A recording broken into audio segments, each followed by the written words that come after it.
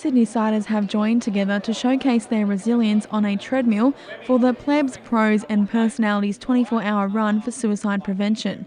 And this year, female sporting stars have headlined the cause.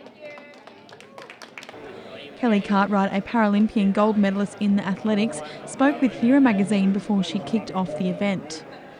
I'd always been a sporty person. I'd grown up in sport, but unfortunately with the running blades and being an above-knee amputee, I couldn't go back to the netball, the sport that I loved, and I just wanted to learn how to run for everyday life, and then I just started to enjoy it. I really wasn't into athletics, to be honest, before I lost my leg, but seeing my coach, who's also a Paralympian, I met him for the first time. I just thought, I want to do that. I want to be a sprinter, and I love solo sports. I love being competitive and doing it for myself, so I loved it as soon as I started. A lot of great footballers have come through over the years. You watch it on TV as a young kid, and it's a dream come true, and the tears were there, my family were there, and there's a lot of times being an athlete where you sometimes feel like giving up because it's too much pain, you're missing out on things, but you want to get that end result, and it's 100% worth it. It just made me, it was relief, it was excitement, it was all those things I dreamed of, and I just knew that that's where I wanted to be at the end of it, and I've achieved everything I put my mind to, and it's an amazing feeling. Sporting stars like boxer Renee Gartner, who also works for the NRL, took to the treadmill, stealing the show in the opening stages. I came into the game at a time where women were quite welcomed into the game, so I was pretty fortunate.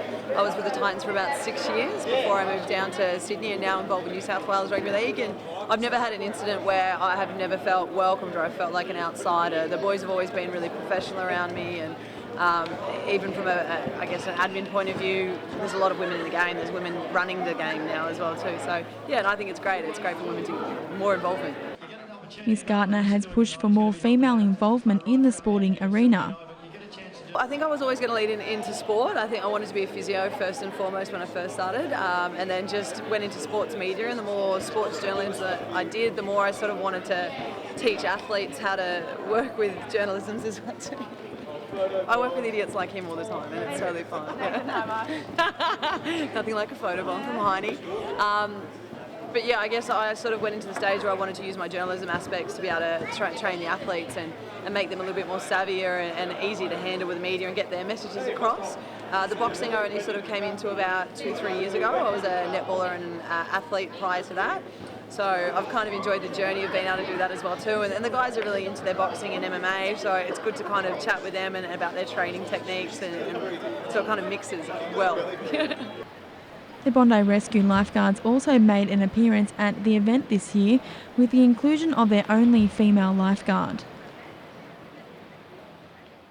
Female sports, there's a little bit of discrimination, especially, you've got to say 5-10 years ago it was rife, and it was really hard to hold your own as a female in the sporting world, and surfing was notoriously sort of chauvinistic and a little bit misogynistic too, so it's really nice now to see that that divide's sort of narrowed, and the girls are surfing at such a high level that the guys can't deny that they're athletes and that the talent is there. So, and it's beautiful to see. I work with 32 guys, being the only female, and when the World Tour events are on, the girls are surfing, they're singing their praises. Nicola's experiences growing up have ultimately shaped her in becoming more resilient. It's definitely come a long way. I think it's definitely got further to go, especially with the pressures and the confines that are placed on females in sport. A lot of it is about how you look and how you're perceived. And I think that's unfortunate because, if you are the top of what you do in any sort of profession, you should be based on your performance, not on how you look while you do it. Jane Ellen Graham for Hero magazine.